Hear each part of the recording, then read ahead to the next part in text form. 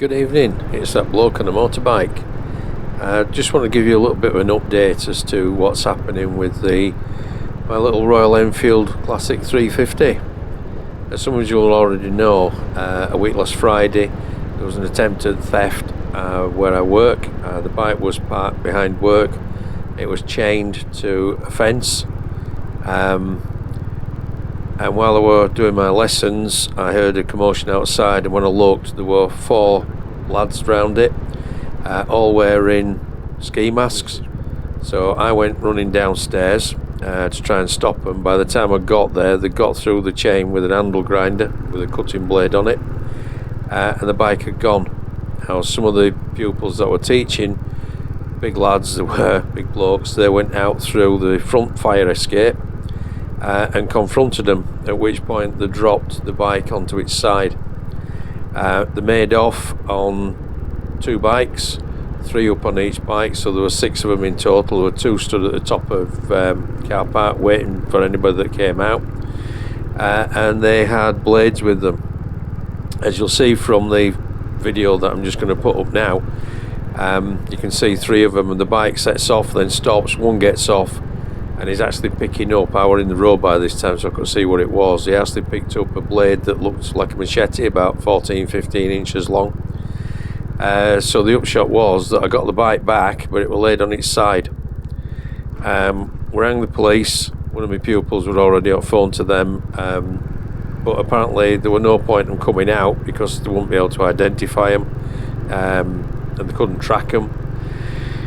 Don't see why they couldn't, because you know the ANPR cameras all over the place. But I just got a crime number. So when we lifted the bike up, I were expecting quite a bit of damage to it, and there wasn't any damage. Now I can't show you what the damage was that they did, because in the heat of the moment I never thought about filming it. What they did was, what they'd done to it was that the front mudguard has just got a little scrape on the front edge of it. Left bar weight, that's got a scrape on it when it hit the floor, and the left mirror as well, that's got a scrape on the side of it. So I thought, happy days, everything's going to be alright here. I'll be able to ride it home. Problem, I couldn't turn to the right, steering wouldn't turn. So what they've done is, steering lock were on, and when they've smacked the steering lock off, it's bust the ignition switch as well, so I couldn't turn the key on. And the plate that's mounted on top of the frame, that the pin goes in from your steering lock, they've bent it, so that's the reason it wouldn't turn to the right. So after a bit of a palaver, I had the bike recovered, and I must say that Royal Enfield's recovery, when I realised that I got that, I forgot all about it in heat at the moment, they were brilliant. They arranged for the bike to be recovered. We recovered the day after, and taken to my local dealers. The dealers had a look at it. I've decided to go through and pay for the repairs myself, rather than going through what would, by the time you get the excess that you've paid and then the increase in premiums, it's just going to be easier to do that, I think. So I've been over today to find out what was going on.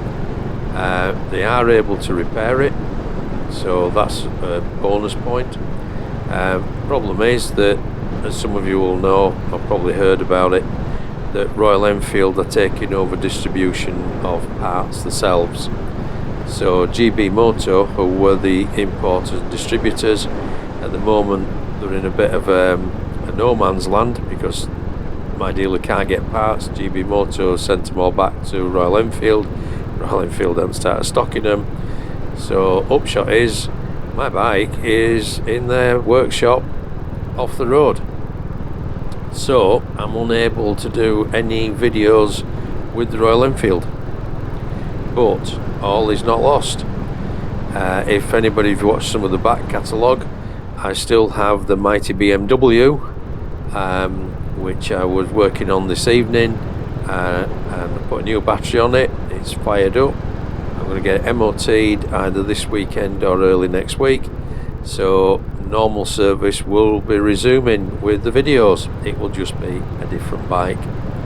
I'm also going to be doing a couple of videos which people have been asking about in the meantime, which doesn't mean me riding the bike, so I'll try and get something out for next week, and I'll resume normal service as soon as I possibly can. All I can say is thanks for all the messages that I've got, that people have sent me.